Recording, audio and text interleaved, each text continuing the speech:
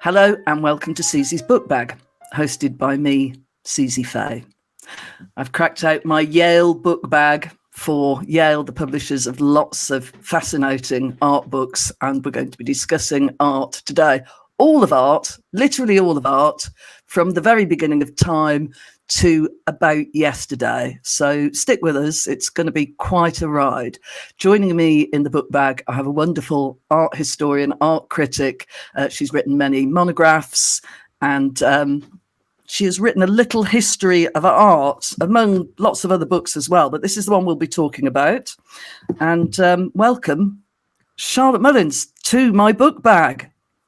Oh, hello, Suzi. It's so lovely to be here. Fantastic. Well, it's a hell of a job of concision that you've done here with your little history of art. But when I was looking at previous books, you've written quite a lot of books on art history. I know that you broadcast a lot. I think we were on a programme together, actually. It was the Jean de Buffet exhibition, I think. I think you're right. Matthew Sweet. Yeah, that's right, with our friend Matthew Sweet. And yes, I was attempting to come to grips with the work of Jean de Buffet, and then you kind of came in and socked it to us. Marvellous.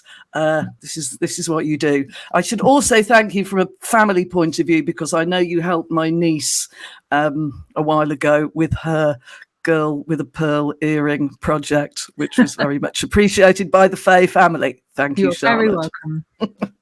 Okay, so I saw that you had also written a little feminist history of art. Did you kind of, that's obviously fed into this book, but how did this book come about, and why didn't you run away screaming from the idea of condensing all of history of art into one book? There were definitely moments during the process when I felt I had taken on quite a lot. The little feminist history of art came about with Tate, and it's very much a primer for feminism, and it's a small title that really, you pick it up at the till point, you get to grips with feminism, you can read it in a couple of hours. This book was very different, actually, and it came about through Yale. So I was very fortunate. Yale approached me, and A Little History of Art is part of a bigger series. So I think this was the 11th book in the series. Yeah. And the series is started with Ernst Gombrich's A Little History of the World. So that was written in 1935. Unbelievably, he was only 26 years old, and he decided there weren't any good books for kids on history, so he was just going to write one. And I think he wrote it in 6 weeks, which, it took me a good 2 years to write A Little History of Art, so I'm not such a speedy writer. And so Gombrich wrote Little History of the World, and then of course came to England before World War II, and from in England he wrote The Story of Art, for which we know him. He's the most famous, one of the most famous art historians of the 20th century. But he started out writing this book that now is for children and adults alike, but at the time he wrote his, it was for children. Yale bought the rights to extend that into a series, and A Little History of Art is part of that. But obviously, because of his track record subsequently as an art historian, I felt a lot of pressure on writing the art version in the series, because I'm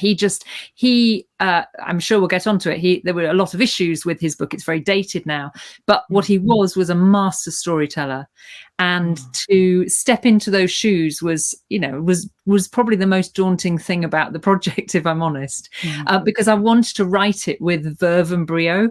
There's no footnotes, there's no jargon, and I wanted to do it with my own voice. So as you read this book, I do something that he didn't do, which is literally take you in my time machine back in time to start each chapter. There are 40 chapters, to start them all at the moment the art was created. So it was very nerve-wracking. I think I invented a world first. I had the world first washing line in art.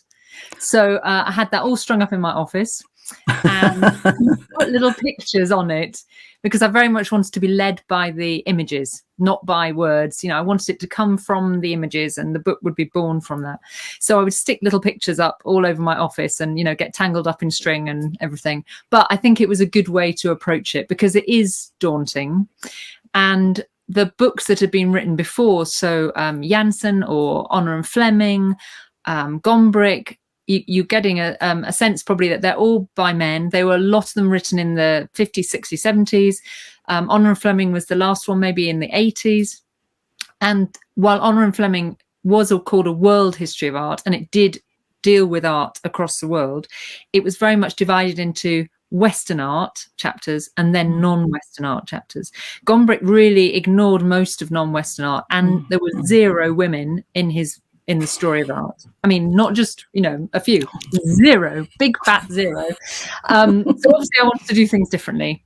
And by expanding it, in my volume is probably a 10th of the size of the latest Honor and Fleming. So I did make my life very difficult in many ways. But, there's nothing like a challenge. So I've got the proof, and so the illustrations in it, are they going to be in colour in the finished? Yes. So right. I can see if I can find you. So this is Monet. Right. Yes, they are in colour. There are 80 colour illustrations and 40 original lino cuts by a brilliant illustrator, Matt Pringle. Yeah. And they're on the cover as well. You get an idea of that from the cover, and they are points beautiful. If you can spot which artist is which. Well, I can definitely see the Great Wave, Vincent, Picasso. Very good. Yeah, is that, I've flipping read the book. It's terrible. Barbara Hepworth is on there. Barbara Hepworth, yes. Yeah, and Yayoi Kusama. Yes. But yeah. The lino cuts are brilliant. And I did feel a bit cheeky because at the beginning, if you know the series, there's no pictures. There are no pictures. The one on economics, he wasn't allowed to use a graph. Like they're designed to not have any images. But we did agree that I was allowed some images because an art book without images would be quite a challenge. So there are 80. Obviously, we could have had 800. It would have been lovely. But 80 is better than nothing. But what I was a bit sneaky, and I did work with the illustrator to ensure that if he was illustrating a certain scene, that I wouldn't choose that as my illustration, if you see what I mean, as my image. So we effectively got 120 images in the book, right. But 40 of them are original lino cuts, which are really terrific. Yeah, so that's sort of the beginning of every chapter, isn't it? So that we know where we're going. As well as my massive book collection and my book bag collection, I've also got an unfeasible amount of bookmarks, and I brought out a couple just to start a discussion going. So look at this one. This is a lovely one from the National Gallery way back when. Remember when the Raphael was being... they were raising money to buy the Raphael, and it is now in the National Gallery. So it's got this... back a while. Oh, it really is. It's very old, this. Yeah, how you can help. Come and see the painting. Give in one of the donation boxes. It was saved for the nation. A little bit more recent. David Hockney, Bigger Picture.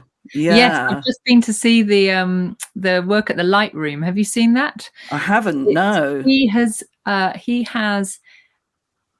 of curated his own art in a digital sense. So I'm not a big fan of the Van Gogh experience or all those ones where they kind of cut and paste art into an environment that it was never made for. But Hockney is someone who's really embraced digital technology, and his iPad drawings was some of the best things he's ever done. So I was quite keen to go and see it, and it does not disappoint. So I think it was supposed to finish in summer, and it's extended to October now, and it's packed, and you just lie there for about an hour and his work kind of washes over you. It's really fascinating, very easy to access, but lots of deep and meaningful things if you want to go there with it. Fantastic. Really great thing. Sorry, I digress. Oh no, that's wonderful. Actually, I met somebody only yesterday who was rather disappointed by having flecks of Van Gogh wash over her, and they can be quite expensive, some of these things as well. And then I have another bookmark. I rather love this. This is for it is a bookmark for Hannah Yanagihara's book To Paradise, but it has this amazing image, which I think was on the jacket. And this says, the painting is To Keep a Hawaiian Fisher Boy. That's by somebody called Herbert Voss, 18 1998. I think we might have something to say about calling this gentleman a Fisher boy, but again, you know, if we have Raphael, we have absolutely the canonical stuff that we all agree is marvelous. And I suppose that's a Western view of a very different world that is beautiful in its own right, but maybe not overly respectful. It's not what we do nowadays. No, and even just by naming him would have made that an awful lot better. There's a painting in the Louvre of a very beautiful black woman. She has one breast exposed and she's wearing a white dress. And I think it's from 1799 by Marie Benoit. And for a long time, she was not unidentified. She's now been renamed as Portrait of Madeleine. And they've worked out she was a model called Madeleine. And the reading of the work, the whole meaning of the work changes with naming her, giving her identity and agency, particularly at that time when slavery had been abolished in France, although it was to come back, sadly. It changes our reading of this kind of strong, iconic woman painted by a woman. You know, it's a great painting. But yes, you're right. You wouldn't, you know, even just by giving him a name. Well, that might be his name. I can't tell if Tokipa is his name. Oh, sorry, I thought you said he was just called the Fisher Boy. Tokipa Hawaiian Fisher Boy. So he might be named, and it is rather beautiful. It's magnificent.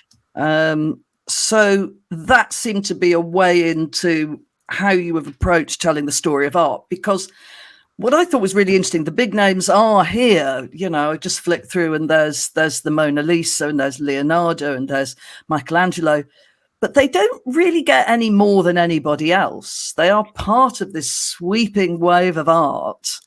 And that is so different from the way art has been talked about in the past, that we have to look at massive geniuses and be in awe of them. And that's the story of art. And you've definitely done something different.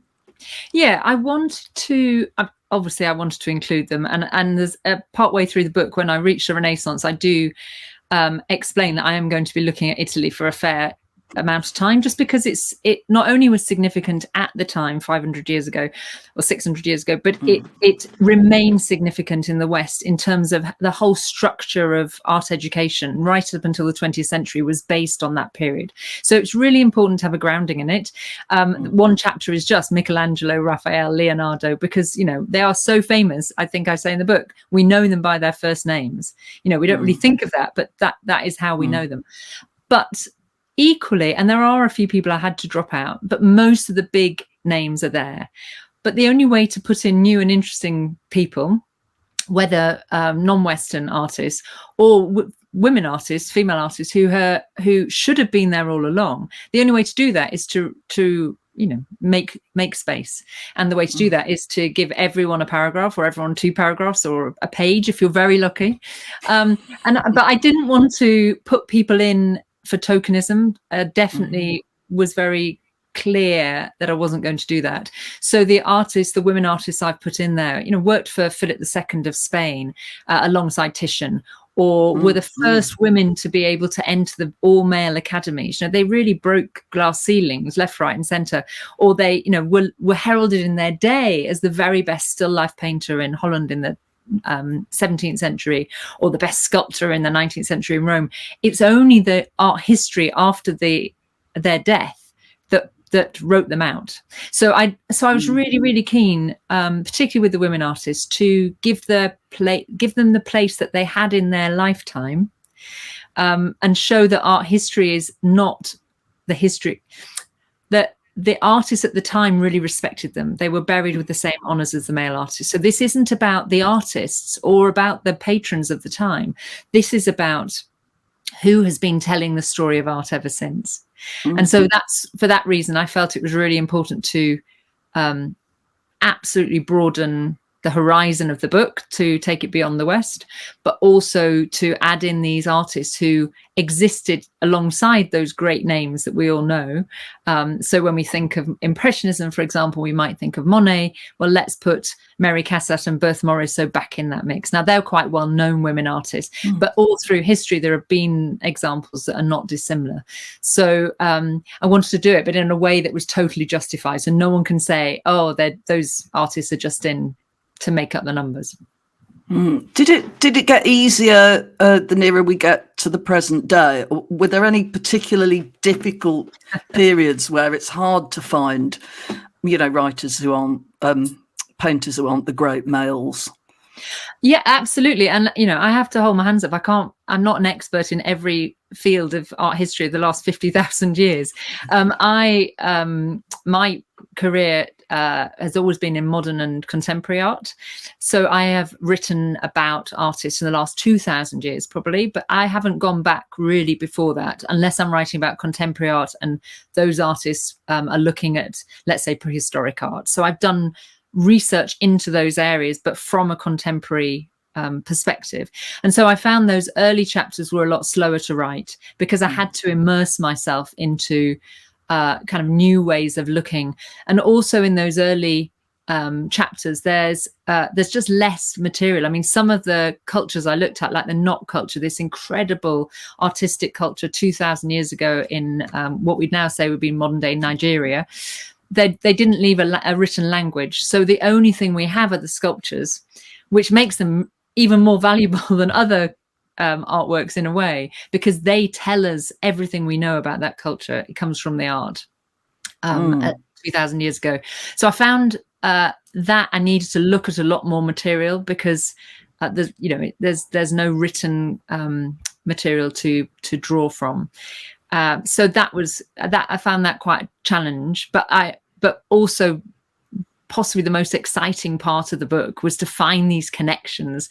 So I mean, the art of Nigeria is so rich, and I, for one, had never read about it in the way I hope I've written about it in my book, that to go through 3 different time periods in Nigeria and look at the art that was created there, the Nok art, the Ifa art, later the Benin bronzes, and just see how incredibly talented those artists were. But I did get sucked down rabbit holes looking at how gold was transported. So they would export gold because gold's no good to make sculpture in. So obviously in Europe at that time, gold was, everyone wanted gold to gild picture frames, to make jewelry from. So they would sell their gold across the Sahara, and they would import other materials to make bronze or brass, so they could make their sculptures more they'd make them last, and rather than gold's just too soft, really, you have to wrap it around something. So I thought that was really fascinating. So I did there were days when I would just be looking at maps or looking at how ivory or gold were moving around Africa, and by the end of the day I had to get myself back on track. Yes, I'm sure you had editors going, "Where is it, Charlotte?" Always on writing time. This I don't know what you mean.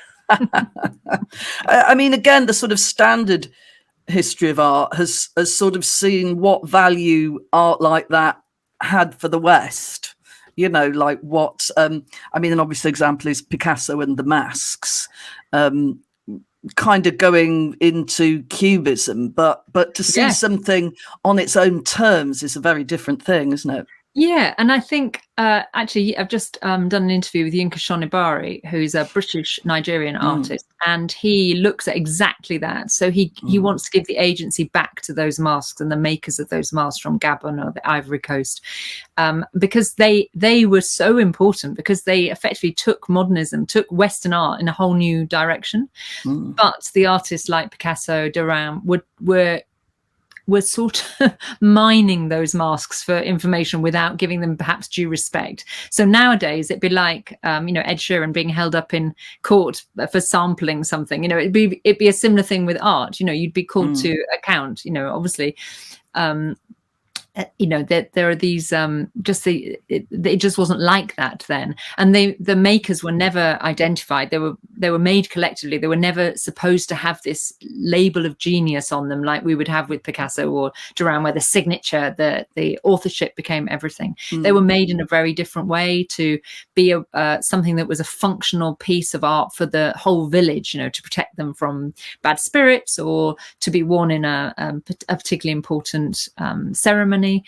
And then they were just taken over to Europe, and all that use, all that history was lost. So they were just used very formally by Western artists, and there's of course nothing wrong with that. But I think Yinka Shonibare really looks at really cleverly how these artists worked with that material, but how now we need to respect that material a bit more. What I found interesting, doing more research into earlier African art, was just how comparable to Greek and Roman art it was. If you look at some of this material, their figuration is perfect.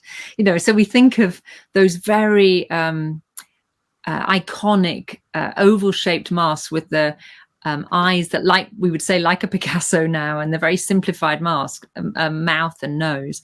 But actually, hundreds of years earlier, in the whole of the west of Africa, they were producing lifelike features in bronze heads of their leader, the Uni. So I think at the time when Picasso and Duran and people were using that material, they labeled it primitivism, as if African art hadn't developed. But actually, African art had developed beyond figuration into this way of this streamlined way of presenting the essence. So they were ahead of the West, if you see what I mean. So I think now we just need to tell that story and show that the Western way of reading it was just one perspective, and we need to give all these different perspectives, because it creates a much richer and more interesting story of art. I mean, what happens when you take something that is clearly not seen as art in Western terms at all? If you have an amulet, the makers are not making it as a kind of ego, assertion of the ego, and maybe not making it as a career or not making it to make money. It has a different sort of magical context. Do we have to be aware of that as well in even calling it art? Yes, I wrestled with this. I mean, I think you sort of hit the nail on the head there by saying it has a magical content, because to me, art doesn't need to be sold. Art can be made by any of us. We could keep it in a bottom drawer. It's still art. It doesn't need to be sold. Arguably, it doesn't even need to be seen, although obviously most art is made to be seen because it's a way of communicating to others, but it's a way of communicating beyond words. So when I was looking at what to include in the book, and a lot of medieval art is often jewelry or beautiful book bindings, is it decoration? Is it art? What I tried to use kind of a set of rules that if it has that connection, that emotional, powerful, magical connection, that it somehow communicates beyond words. So it is not just a cup. It's not just a book binding, however beautiful that would be. If it has something else about it, then I think we can accept that the maker has intentionally doing something beyond just making a functional object. So an amulet, you're quite right, in one way is there for to ward off evil spirits, but actually that could just be a pebble. When you add a face to it, or you add, if we think back to those prehistoric sculptures like the Lion Man, 40,000 years old, they were, to carve, just the time spent to carve that is purposeful. We don't know how it was used. It's about the size of a hand. It was found in thousands of pieces and has been put back together, but it's the body of a man, the head of a lion. So someone has purposefully spent time with no modern tools, obviously 40,000 years ago, carving that out of a bit of ivory, I think it is. And I think it's that purpose to communicate something that they couldn't just share as words, something that had to be physical. That physical object had a presence, whether it was a painting on a wall or a physical object in your hand. Right from those very beginnings, I think, that's art power. And even now, when artists might dash off a charcoal sketch or spend 3 years doing a painting, or like Leonardo with the Mona Lisa, never finishing that painting, working so hard on that finish. It doesn't really matter how quickly you do it, how slowly, if it's highly polished, if it's got that energy in it, that it's communicating beyond words. That's sort of where I went with a global definition of art as best I could get it. With the Lion Man, I believe it is either the first or certainly very early imaginary figure, you know, where something is not like, oh, I saw that. The antelopes, the bison or whatever. Yes. It is a completely imaginary thing. And then the other argument, I believe, is that, it would have taken a long time. And presumably the tribe or the culture around its maker kind of said, don't worry about going hunting. You're doing something much more important. We'll bring back some food for you. There's a sense that the artist is also supported by the tribe. With something like that, it's quite small, and you wonder if it was done at night or if it was done over time. But yes, any kind of art. And I think Egypt is a really great example, an early example of this, that they created a system, invented writing, created systems of farming, that they could have a glut of produce, so they could afford to have people just creating art. So they would have a whole village of artists who would just be painting the pharaoh's tombs. And I think that's fascinating. 5,000 years ago, that you have this village, and they have records, because we have the writing to go with it. Have records of exactly what these artists were given. They were given firewood, they were given food, they were given a house, they were able to be buried nearby, and they even had free time, because one of them built his own tomb and painted that himself. So it's a bit like one of those mirrors that you look into and keep getting reflections back. It's quite fascinating. But yes, you're right. To create art, you have to have a society that can support people beyond just being a hunter-gatherer or farmer. What's the earliest woman artist that you found? And I was wondering if they always have to have an extra level of extraordinariness in a way, because it's just harder for them, certainly in the past. Yeah, in a way, you're right. I mean, I think in terms of training, it was very hard to be a woman artist at all. So the vast majority of artists, let's say before the 18th century, would have come from artist families.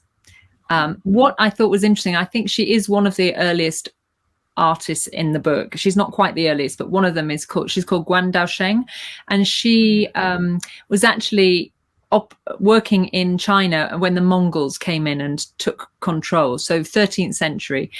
And she worked she was the second wife of a male artist, and together they worked on calligraphy. So they were literati artists. So they were very interested in calligraphy, in poetry, and in brushwork. So her specialism was bamboo, painting bamboo.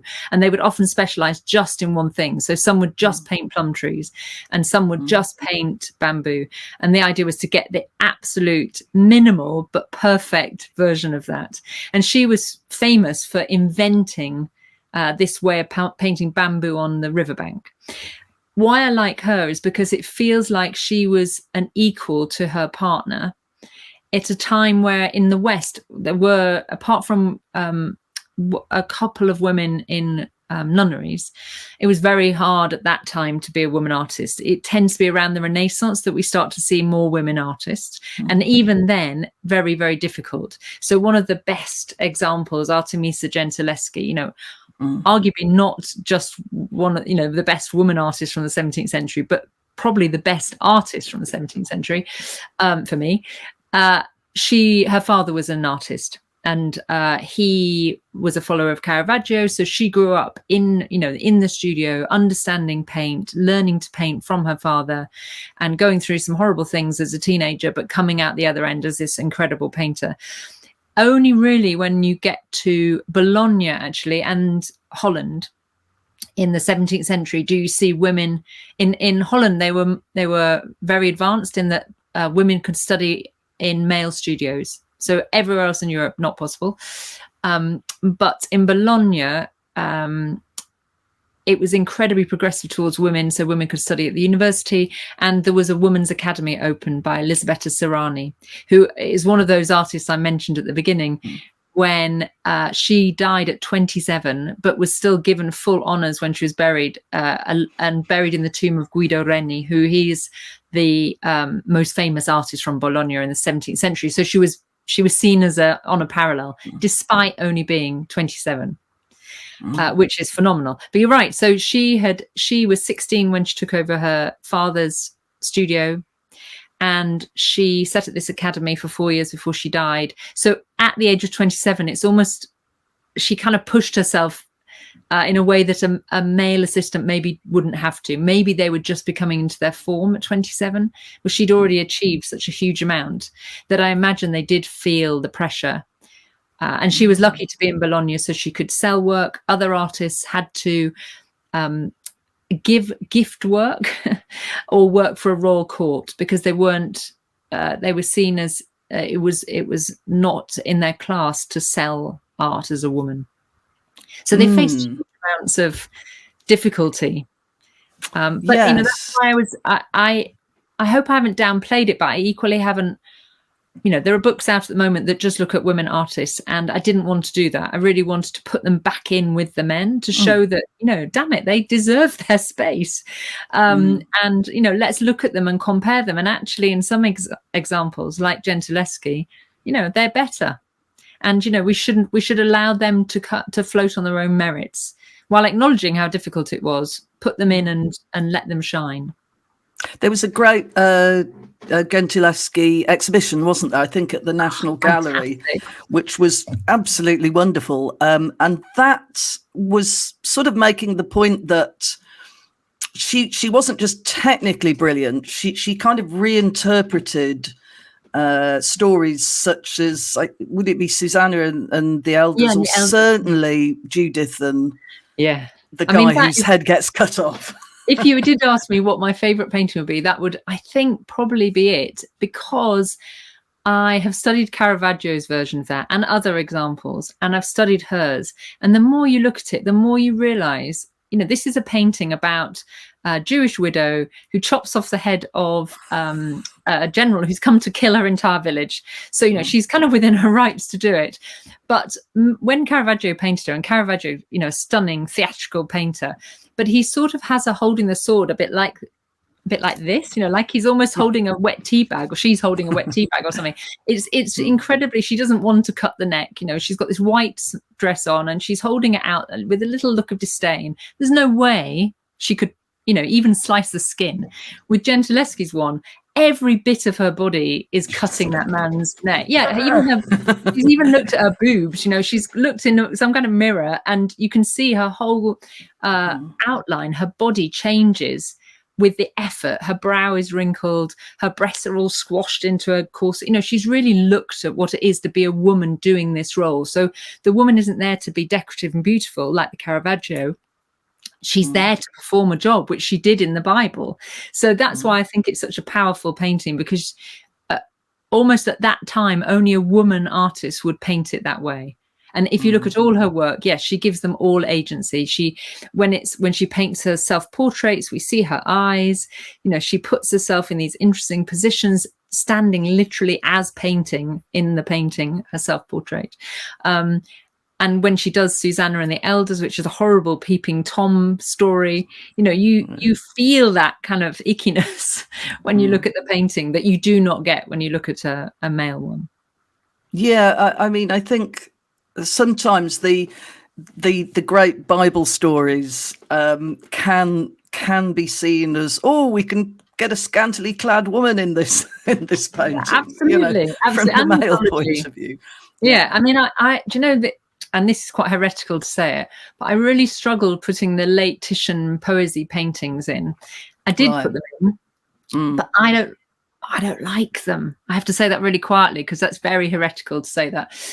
Were these the ones that were all in a room? They were in a kind of studio, and they were painted for Philip II of Spain. So he's got women artists working in the court. Sophonisba Anguissola's there, who interestingly inspired Caravaggio. And he's very old at the time he paints for him, but they're dirty pictures for, there are these women with a little bit of drapery on their, bits and bobs, and everything else exposed, being taken on. So, Europa taken on the back of a bull to be raped. I mean, what is there to like about that? It's awful. I do appreciate the painting is superb, but I just find the Danae being penetrated by a cloud of gold, I think, they feel very of their time and difficult to look at as a woman now. Yeah. I think. Again, the Titians came to the National Gallery, I think, and were put together. And then lockdown came, and I just remember thinking about them all in the darkened gallery, looking at each other, because they were reunited, weren't they? Yes, and the Gentileschi's were around that time too. So a really interesting play of things that were stuck in gallery. I think you could go from one to another, and it's interesting how people rushed out to see art after lockdown, and there were queues, and it reminded me, apparently in wartime they would show one painting at the gallery and people were hungry for art or beauty or thought or something, and it felt a bit like that in lockdown when all our galleries were shut. And I think it's really interesting now. Galleries have got a bit smart to this. So the National Gallery, I remember going to see a sunflower exhibition. It's free exhibition, but the queue was phenomenal. Because it was just the sunflowers that's always hanging in the National Gallery, but they had brought a couple of other ones next to it. But it did make me laugh. You think, we when things have a fanfare about them, we pay more attention. And I think sometimes you could just take everything out of a gallery and just have one work, because then we really look. And I think that was in this book, that was the real balance between cramming as much as I could in, but giving everything enough space to breathe, because you don't want to say, have a list of artists. You want to bring everything to life, but you don't want to miss anything out equally. So it's always challenging. And that's the same with the gallery, isn't it? They shove all their works on the walls because, we wouldn't be happy if the Seurat went just to see the Van Gogh or whatever. So yes, it's very difficult. Yeah. Well, just a little additional thing about the Titian. I mean, I actually love those paintings. I don't like the one where there's it's the one with about 1 million babies all lolling around. Like, that's a bit too pink and fleshy and baby-like. But there's one, I think it's called the Andrians, and they're all lying around, little bit post-coital, and somebody's holding up a wine jug as if to say, is there enough to go around? And in the foreground, there is the classic kind of Sleeping Beauty figure with her arm behind. I mean, and if you look at it, it's so terribly drawn. It's not anatomically correct. Her arm isn't right. It's beautiful in the context of the painting.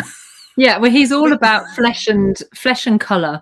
So if you go with the flesh and color, they're magnificent. I think, as you say, if they're not well drawn, and the subject matter is questionable at best. I mean, it's drawn on Greek mythology, so it's not. Titian is not at fault here. It's just the choice of kings to have that kind of material writ large. They are effectively the gods in these paintings, because they are in control. At that point, Philip II's in control of half of Europe, so he is definitely associating himself with Zeus and all. And then you have these kind of rape scenes on the wall, and you think, it just makes you uncomfortable. So there's I won't dial back fully, but I appreciate they are good paintings, but I find them difficult to look at now. Of course, he got the revenge of the goddess with Artemis killing. Is it Antaeus, the hunter? That wonderful late painting, actually, and that's true. The guy's being ripped apart by his own dogs for daring to uncover the nudity of the goddess. So, but she's still nude, isn't she? I think she's got this sort of shift on, put it that way. She's out hunting, But yes, Well, we'll move on from that sort of art, because you mentioned a Chinese painter earlier on, Chinese woman painter. I mean, that's a whole other deal, isn't it? If you're looking at, yeah. And I really struggled. I struggled here because they have a much longer history of painting than the West. I mean, they were so sophisticated by the time that a lot of the material in the West is lost. So the Greek paintings are talked about in ancient sources as fantastic, but we really only have them in terms of mosaics or tiny little fragments. But in China, things have survived, and you can tell by what survived how sophisticated the level was, even by the earliest works that have survived. And the thing I struggled with is that in the West we have this sense of chronology, a sense of that is still a hand-me-down from that idea of the male genius and occupying a particular time and being the first at something. In China, it just is, the concept of time seems very, very different. So, for example, the literati painters existed for 1,000 years and they had the same values. Of course, the work changed, but they looked back on their peers with reverence, and they were attempting to emulate those peers. And they sort of would accrete, perhaps, a bit more like a palimpsest, rather than that Western notion, certainly since the Renaissance, of being different, of being new, about being the first. So to put them in a book whereby I had to work to a chronology, there were in the Little History series, there's a very strict way it's put together. That's 40 chapters, chronological, no footnotes. So the only way of putting those Chinese artists in was to choose a period from within that 1,000 years as the moment to mark that history. So in a way, it was difficult just because it really taught me that a lot about how different, and when we talked about Africa earlier, you saw this too, how different cultures actually think about time and about painting and about art differently. I'm still trying to put them in a kind of Western framework. So that was challenging. And the same with Persian and Indian art. So it just existed so much earlier. And I was able to include early caves that were painted that are absolutely beautiful. But then again, when you're looking at illuminations and Persian miniatures, I felt like I'm literally choosing one. I could choose 100 artists. And perhaps, that is the problem of I was trained in Western art history, or I was trained in art history, but I now see that I was trained in Western art history. And maybe that's if someone wrote this from India or from China, then maybe this skew would be a different way. All I could do was try and open a tiny little viewing point onto these different cultures and hope people, if they're interested, then go off and find out more. Yes, and you kind of pose questions and throw things back at the reader quite a lot as well. And consider this and think about that. Yeah, I think that's important as well. I think I really dislike art TV programs when you have someone standing up there telling you how it was, because that's one person's perspective, and it really probably wasn't like that. They just take one position. So what I wanted to do was, I can give you my expertise, such as it is, but I want you to realize that you have power too, and you can think about these things yourself. And sometimes it's not cut and dry, and actually, ultimately at the end of the day, when you look at art, if you have a response to it, that's as valid as whatever I'm going to tell you about it. So I just wanted to put questions in to try and keep that idea alive. Who did you envision as the reader when you were writing the book? Yeah, that's interesting, because the series, as I said, initially was aimed at children. I'm not sure it's a children's book. I saw it more as anyone from the age of 14 to, let's say, 104. Anyone could read it. I definitely aimed it at someone who had no didn't have to have any art knowledge. You certainly could have done art history at school and wanted to buff up. You could be someone who goes to galleries every week, but you might have gaps in your knowledge. You might be someone who actually works in art but doesn't know the history or doesn't know the contemporary side of it. So it doesn't preclude people with knowledge reading it, but I wanted to make sure that every single bit of the language was accessible. So, you don't find chiaroscuro or sfumato. And if you do, then it's in brackets, there'll be an explanation of what that means. And I would only use a term if literally there was no other way of describing it. And I don't know if you noticed, the word Baroque doesn't get mentioned because it's just wheeled around as this giant kind of catch-all, 100 years of European art history. Like, no art can fit. You can't put Poussin in the Baroque. So I thought, I'm just not going to put it in and see if anyone notices. And so far, no one. But obviously, I talk about the artist and I talk about the theatre of the Baroque Caravaggio, but I think it fits him, but it just doesn't fit a lot of the other artists. So I tried to clear out terms where I could and keep in things that felt like the term Renaissance, meaning rebirth, the rebirth of the Greek thought. That made a lot of sense.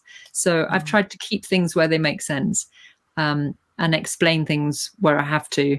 But otherwise, I just wanted it to be, I absolutely love art. I love all aspects of art. And I wanted to kind of give that enthusiasm back and try and make people hungry to see more.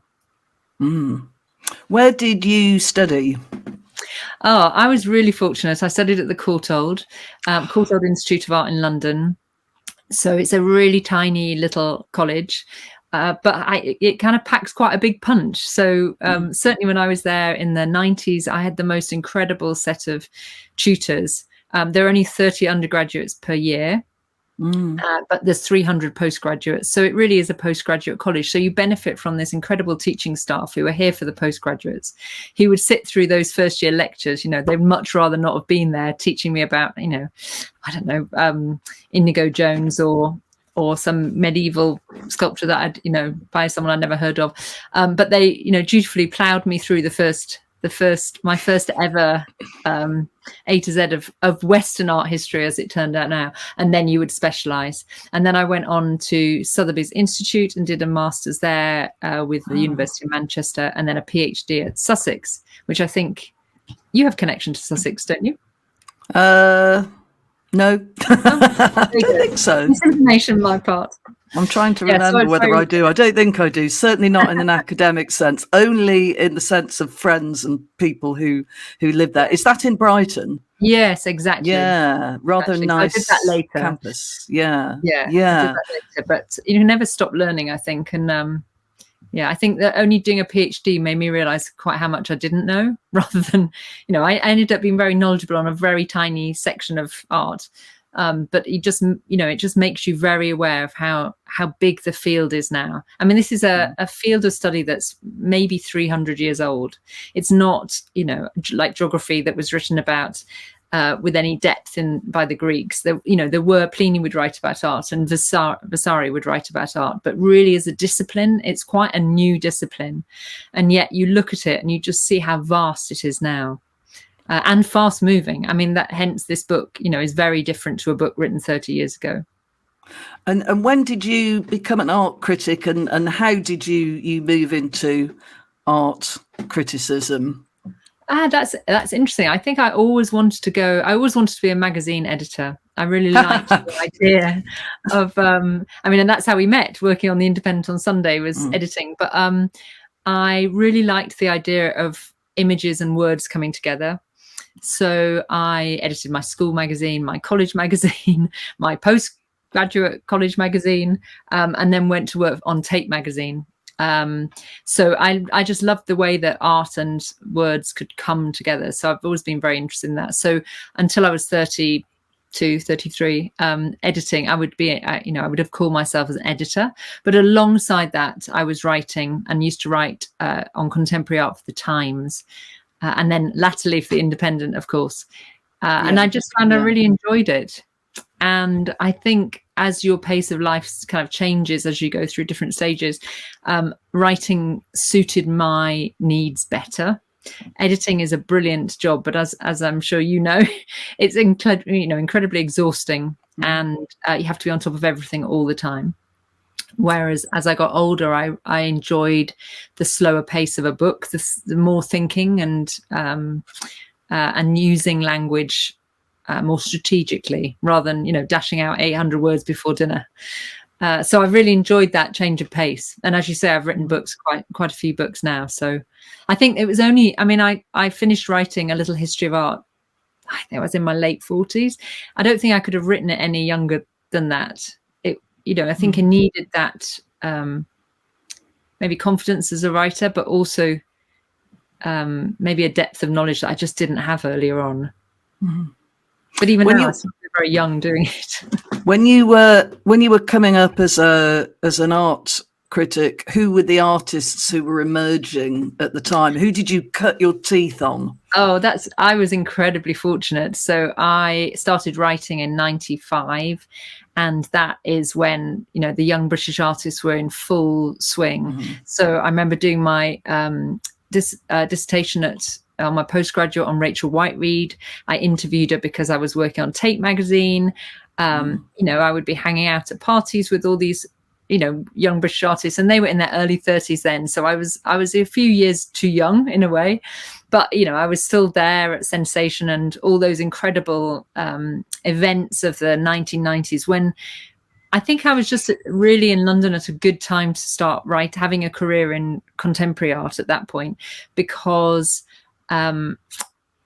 it up until that point, it had been quite a staid, traditional environment, and suddenly it just exploded with youth, with vitality, with exciting exhibitions and sharks pickled in tanks, and, you know, spot paintings and drips, and Rachel Whiteread casting the whole interior of a house, and it was lovely actually in one of the last chapters in the book to put house in there as kind of history. Now I'm like, God, I remember that, you know, I was there. Nothing like making you feel old, is it, when you write something that's history that you actually remember living through?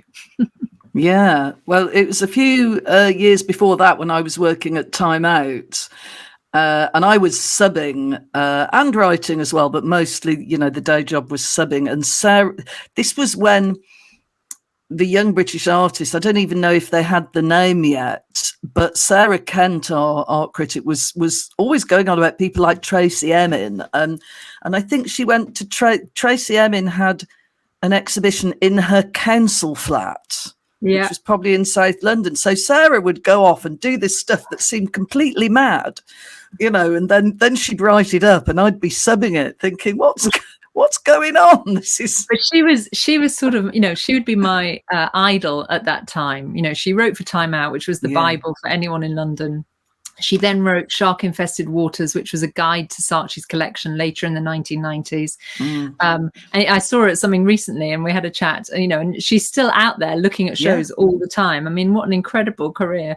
So she was just everywhere doing everything. And Adrian Searle, who was the critic on The Guardian, Tom Lubbock on The Independent, you know, these are the people who are out there just seeing everything, and you are reading this kind of voraciously in newspapers before the internet, and and just kind of absorbing it. But she definitely, as a woman writer as well, she was there as sort of the goddess of the art world in the 90s for me.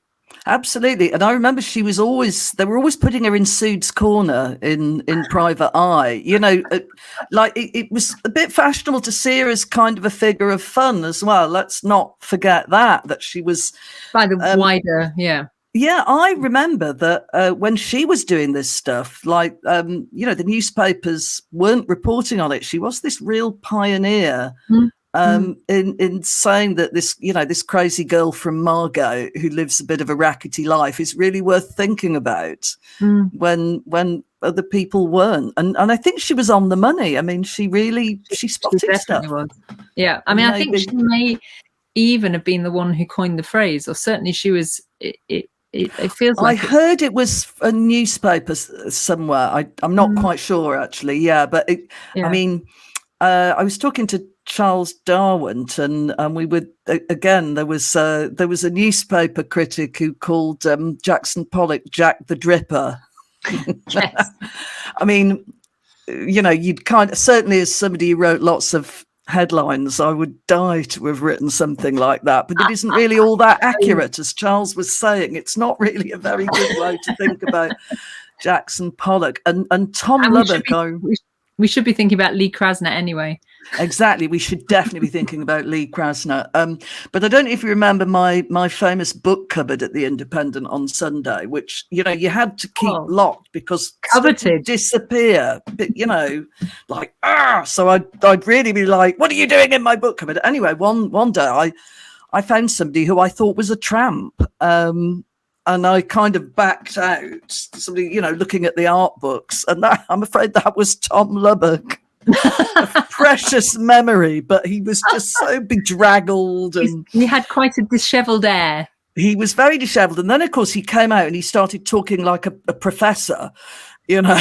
It was like, Tom, you can take the art books, take whatever you want. Take whatever you want. You are a legend. So it is funny to think, you know, we work with all these amazing people who might have seemed eccentric at the time and a bit what's going on, but they really knew their stuff, didn't they? I think anyone working at that level, you have to be so focused on your passion, whether it's, you know, I remember we'd work with all the critics, whether it's opera or theatre or art, and you know, of course it did send you, you know, made you seem quite eccentric by the end.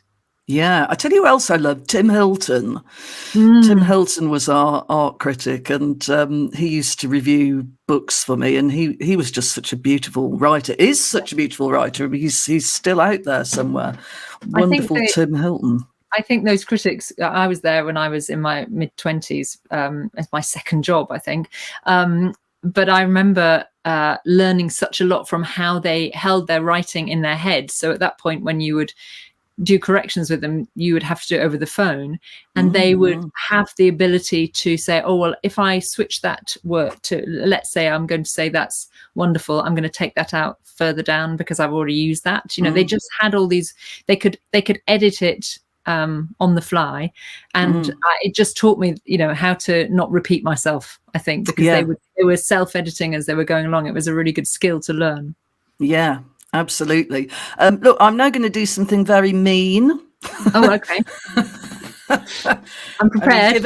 Given everything that's in this book, I am going to very quickly hold up yet another bookmark. I saved this one. So this lady, I don't think she's mentioned. I'm going to put it that way. It's a totem pole.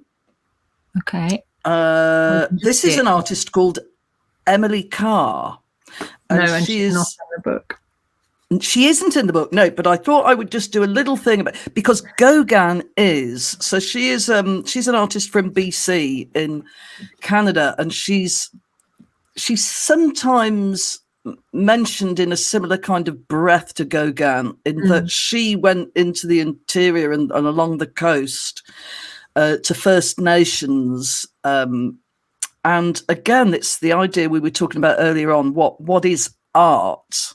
You know, I mean, this is a painting of this incredible totem pole, but the totem pole itself would not have been seen as art in that way by the creators. It's not what it was for. So it's an interesting kind of melding.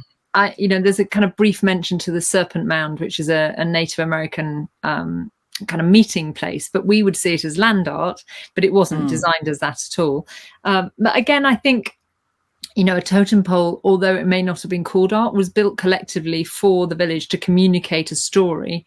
And, you know, it's not that different from, let's say, the Scrivegni Chapel by Giotto, which gives us the cycle of Christ on the walls. So it's, you know, they're both communicating stories in interesting, beautiful ways, using hands to carve or to paint to communicate these epic cycles of stories. So, you know, I think art is just one of those terms that's incredibly slippery and malleable, and we have to just hold our hands up and, you know, say we're looking from the 21st century. I'm a female writer, and I'm looking back in time, and so long as I give context of how a thing was made and used, I think, you know, I maybe throw the question back to the reader that is it art? And so that's why there are, I mean, certainly in that I didn't include that material that she was looking at in the book, for example, because it is created in a different way. But then the African mask, you could argue, would fit in the same camp. Well, Emily Carr, I believe I'm right in saying that she did.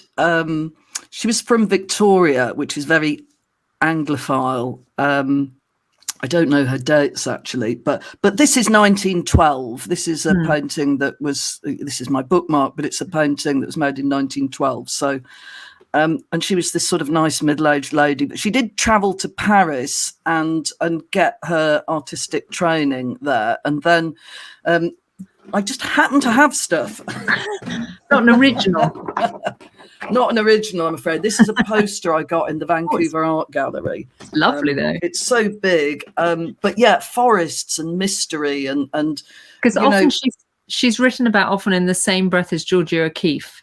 Yes, so I think in that you can say the same period. O'Keeffe, isn't it? Yes, yeah, very much so.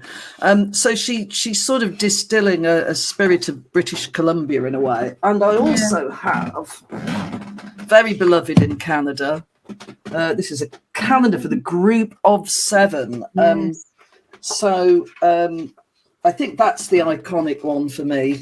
This is February's painting, but so again, this is a sort of sense that art can sum up something of the soul of a people sounds very pretentious, but well, only because we allow it to be. I think that's right. It's kind of something within it makes a connection, doesn't it? Emotional connection. And so in the book is Caspar David Friedrich's Wandering a Sea of Mist or Fog, depending on your translation. And everyone loves that because the figure is a male figure seen from behind, and we plant ourselves in his shoes and look out on that sublime vast landscape. And that painting you just shown is not dissimilar to that. You look at it and you sense that kind of awe. It's really a lot later. It's done in a very different style, but you still have that connection to the landscape through it. It's not so. Emily Carr would be more of in some of her work, more of an illustrator, but she also did those. The big painting you held up. She did things that really you intrigued by, that connects with you again. So I think they could both have been in the book. I'm very sorry they were not. But it's not that you're not aware of them. Let's put it that way. You know about them. It's it's just it just was a selection process, and there were artists who I'm not going to name because I don't want people to write in. But there were people who were in. I mean, the book when I first wrote it was a lot longer than it is now. It's about 80,000 words now. It was quite a lot longer, and there were people who just hit the cutting room floor because they didn't. The format of the book was such that each chapter had to have a kind of limit, and it was quite hard to make links between artists from all around the world in certain chapters. And some artists, were brilliant, but just didn't fit where I needed to go in that particular chapter. Otherwise, it would be too bitty, and it would be too darting about in all different. Yeah, we had to, definitely do some streamlining, and that, for me, I'd never written a book with Yale before. Not only was it incredibly difficult, even though they approached me, incredibly difficult to get the book officially rubber stamped. You have to write a very detailed outline. You have to write 2 chapters. I know I've never had to do this before. When I handed in the manuscript. Again, a learning curve. I've just in the past handed it in and people, say, that's lovely. And, a bit of light editing and off it goes to press.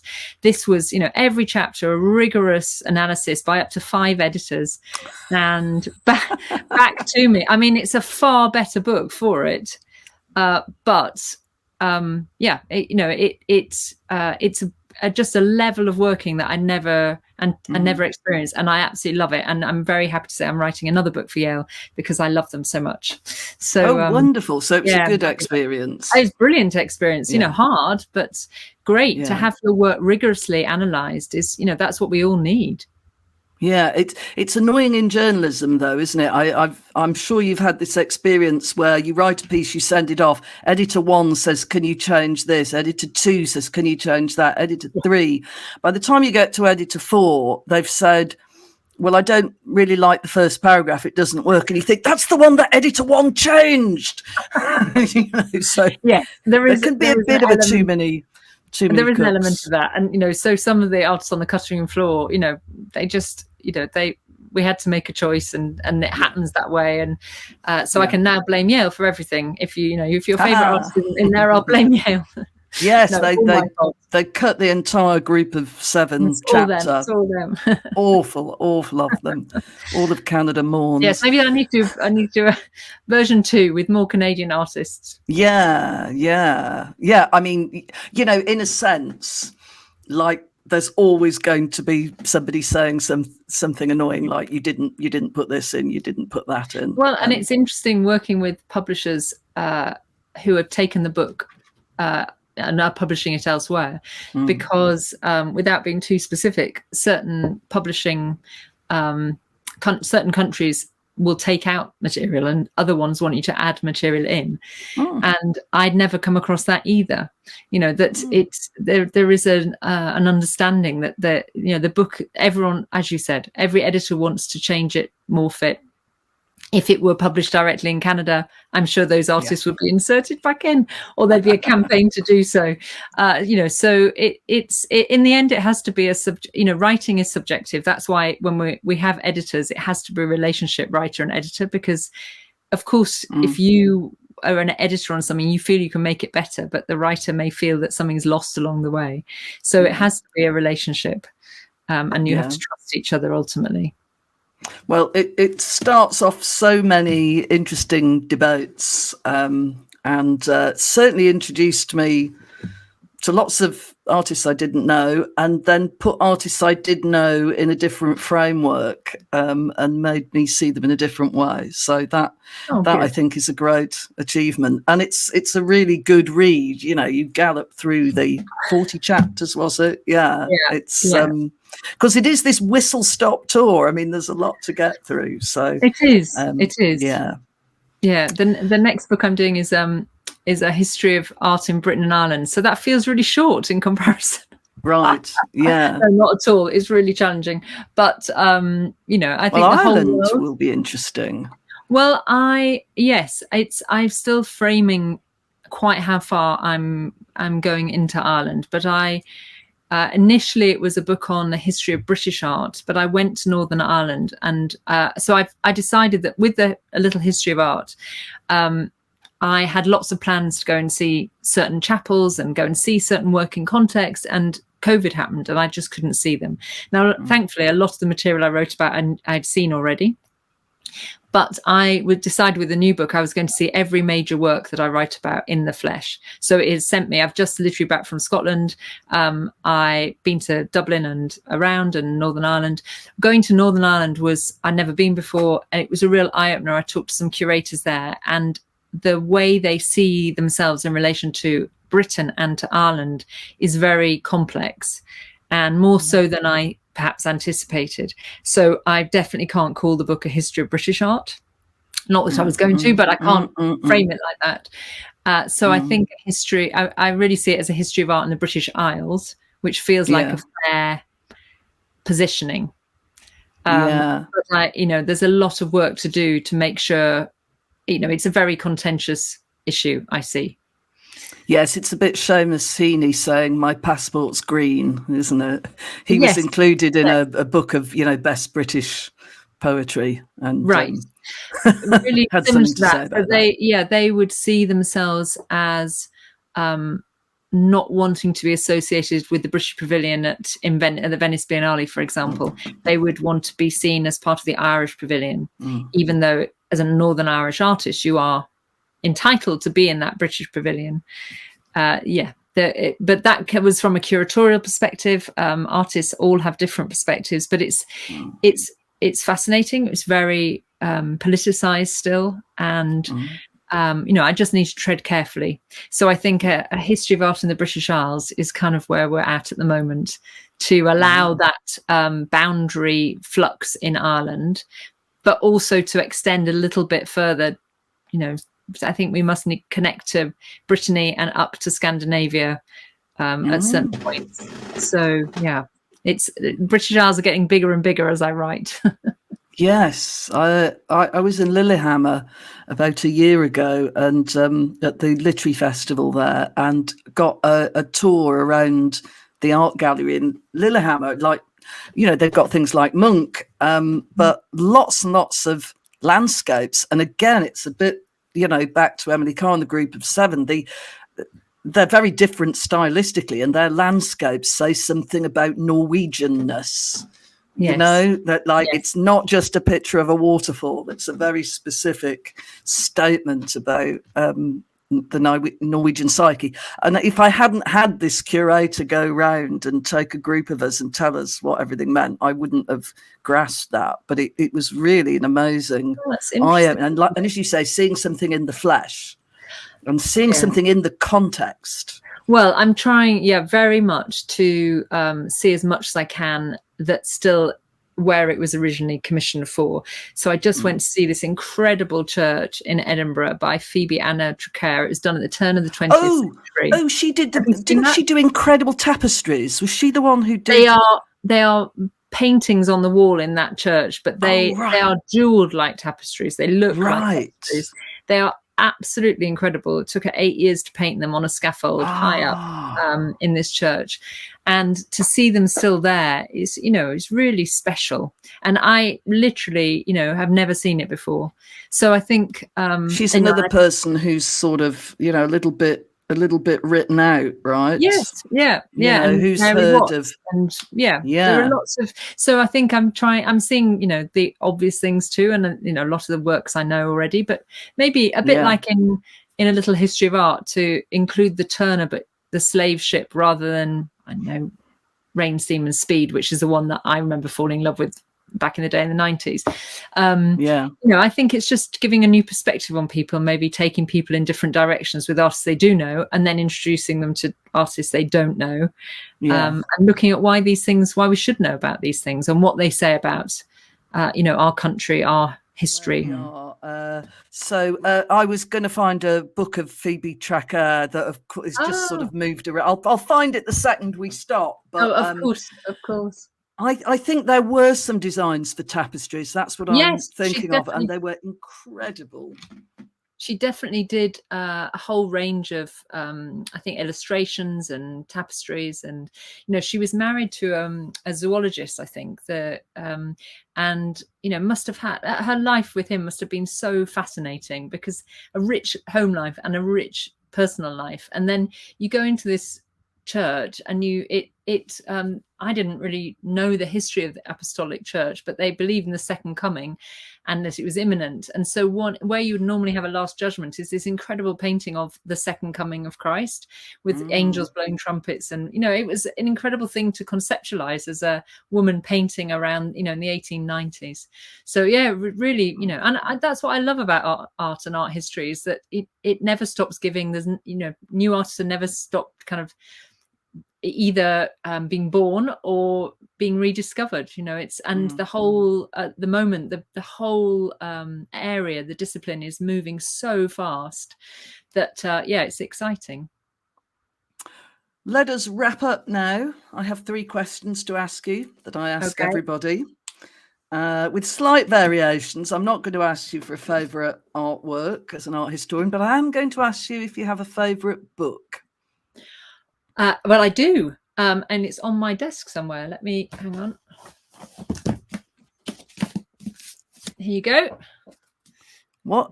See this. So it's Ninth Street massive. Women. It's called Ninth Street Women by Mary Gabriel. And I listened to a talk by the artist Ali Banisadr a while ago. It was in lockdown. The brilliant thing about lockdown was Art Talks went online. So he lives in New York. I could just dial in my lunch hour or, tea time or whatever to hear this talk. And he recommended it. So I bought it. And it really helped me understand how to write about women artists without writing a book about women artists. She writes about the whole history of abstract expressionism, but from a new angle, which shows the agency of these women and how they were showing alongside the men, and the whole relationship with Jackson Pollock and Lee Krasner. And it's absolutely massive, but it's brilliantly written, very readable. And so it sort of sits on my desk or around my desk pretty much the whole time as sort of inspiration. I'm not writing at all about American abstract expressionism at the moment, but it's a wonderful book to have there to show what a book can be, I think. What was happening on 9th Street? Is that so 9th Street was the epicenter of where they were showing. So they all had lofts down around that area, but the galleries were there. That these New York. Yeah, Yeah. in New York. Yeah, Yeah. exactly. Perfect. Okay. Very good choice. What book do you regret not having read or feel slightly embarrassed about not having read? It is too Too it's quite many. embarrassing. No, there are, you know, I am a real bibliophile in terms of purchasing, and I always think I'm going to read everything, and so many of my books have bookmarks about 80 pages in when I start them, and you know, then I get distracted by the new book that plops through the door, or I go and buy. But the book I'm most ashamed of not having read, because my husband bought me the full 6-volume set for a birthday maybe 10 years ago, and I promised I was going to read it, and it's Proust. And I've read the first one maybe 2 or 3 times, but I have not made it to volume 2, 3, 4, 5, or 6, and that's embarrassing. But the first one's excellent, and I think I struggled because I felt like you have to have a chunk of time to read it, and I want to just keep going and keep going and keep going, and I just don't feel I have that time in my life. But you know, maybe one day when I'm old and grey and I'm sitting in an armchair, I can put them there and not move until I finish. And is that in the original or is it a translation? Aren't you, Susie? I'm not reading it in the original. Look, it's very much a translation, but it's a nice translation. Yeah. I would read it in translation. I mean, I can read things in the original, but it's just unbelievably slow. It would take me 100 years, I think. Particularly something like that. I mean, I think it's a lovely translation. It would obviously be very different. And I think with poetry, I'm a bit more of a stickler for reading it in the original. But I just, you know, I'm struggling. Obviously, I'm 10 years in, and I'm only, you know, this is the latest attempt. That again, just got one of those tags in it. So, you know, I just think I should give up. Oh yeah, we'll. A few people actually have said that, you know, Proust is the mountain they haven't yet scaled. But I'm like, at least it's here. At least I've read a bit of it. Yeah, you know, reading the first one is good. I think the first one is quite lively. I listened to it on audiobook and found that rather charming. That I can't remember who read it, but it was a beautiful reading, and you can do the washing up and listen to Proust. Yes. My final question: what's the weirdest feedback that you have ever had about your work? Well, I was going to mention Sude's Corner because, but then you mentioned it earlier, so I won't tell you that I was in Sude's Corner when I was really young. Which badge of pride. Well, I was mortified, but I was working at Take magazine with Tim Marlowe at the time, and he came in waving private eye, triumphant. He really thought I'd made it as a writer because my little review of Magdalena Aberganovich at the Yorkshire Sculpture Park had made it to Sude's Corner, and I looked at it now recently, and I just thought, oh my God, I can see why. So I'm not going to choose that. I'm going to choose something that Lewis Bigg said to me when my first book was published. And that first book was on Rachel Whiteread. I'd obviously written my dissertation on her. I'd interviewed her for magazine, and Tate still does that series on monographs. And I was, in my 20s, first book, and I wrote the kind of biography bit, and at the end you'd write an essay, and this essay had been a bit of a bone of contention because Rachel Whiteread had really liked it. Lewis had quite a few edits, so we sort of wrestled, as we talked about earlier, editors do. And when we had a book launch, and I remember him saying really vividly in his speech that I wore my academic robes lightly, and at the time I was really hurt by that because I felt he didn't take me seriously as a writer. And I think, as I thought about it a while ago, actually, maybe he didn't mean it like that. Maybe that was me kind of thinking he was under my carapace and my nerves, or, doubting myself. Maybe what he meant, which I would take really positively now, is that, I am qualified, to PhD level. I've done a lot of writing and a lot of research, but actually I always want to write in a very accessible way. That is who I am. I do not want to, I do write catalogue essays with lots of footnotes. I don't have an issue with footnotes, but what I really enjoy is writing something that everybody in the world can read. And so I think I'm going to take it more as a positive now, and that I do have academic robes, but really they're in a box under the bed. And, if I wear them lightly, then that's probably a compliment. So just think, you were sore over that for so many years. Sore. Really sore. Really? And now you Really? realise it might not have been. Perhaps, well, Might even not if it have was been so meant bad in a after negative all. way, I'm taking it as a positive now. Yeah, right. Okay, very good. Maybe you'll have to check. Is he still around? Can you? What Yes, did you leave? I'm sure he wasn't being mean. I just think, as a young writer, I was very in awe of the Yeah, situation, and I yeah. felt it was a bit of a barbed comment because we'd had this back and forth on Shelley, and Oh, that's an interesting back and forth. Why did you have a yeah, back and it was forth on on Shelley of all people? his poem about the ruined statues in the desert, Oh, Ozymandias, Ozymandias, and the famous one. yeah, exactly. I just don't know how to pronounce it, and yeah, we just had not a disagreement, but an editor's coming together, and we changed it. And yeah, so I was siding with Rachel, and in the end he won, I think. But yeah, so I think I was just taking it personally because of that discussion that we'd had, and actually, hopefully, he meant well. Yeah. I'm going to take it that he meant that I can write for every man. I was once told, yeah, your writing is too perfect. It was sort of, there's no juice. There's nothing for an editor to do with it. It's just, it's just. Well, there. That's the ultimate compliment, isn't it? But made to seem like a negative. Yeah, it was definitely made to seem like a negative, but it just puzzled me very much, and sort of isn't true anyway. What a thing to say. Anyway, Charlotte Mullins, thank you very much for joining me in the book bag. We've been talking about a little history of art. Packs a hell of a punch. Brilliant book, and can't wait to read the next one. I'm sure The Art of the British Isles will be brilliant too. So thank you very much for joining me, Charlotte. Oh, thank you for having me. And I love the book bag behind you. Very topical. Yes, very pleased with that.